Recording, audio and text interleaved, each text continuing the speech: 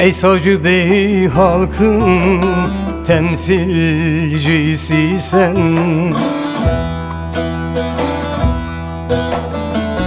ey savcı bey halkın temsilcisi sen. Neysin bizleri halk yargılasın, halka düşman bir sınıfın malısın, halka düşman bir sınıfın malısın. Suçlu kim, suçsuz kim, halk yargılasın. Halka düşman bir sınıfın malısın.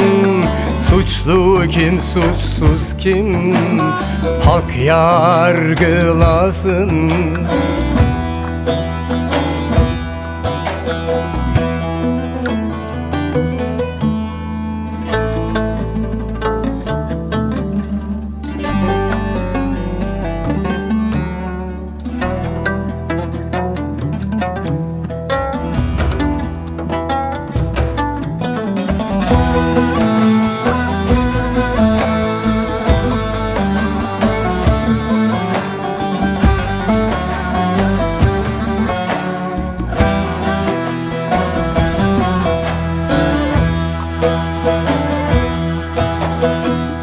Otuz canımı yakan caniler,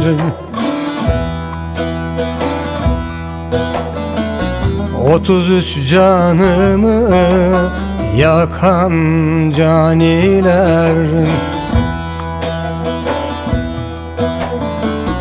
Suçlu mu suçsuz mu halk yargılasın. Aç yatıp aç gezen bunca insanlar, aç yatıp aç gezen bunca insanlar. Suçlu mu suçsuz mu halk yargılasın.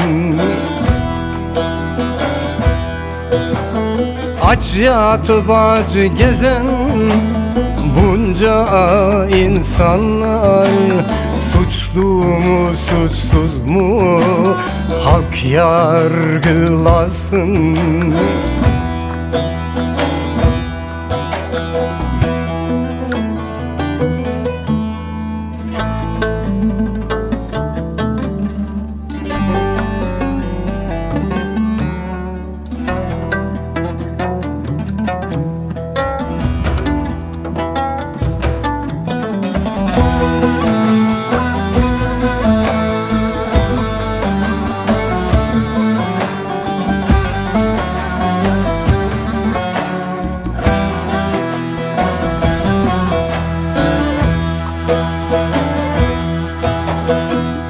Tam bağımsız yurdu istedik astınız,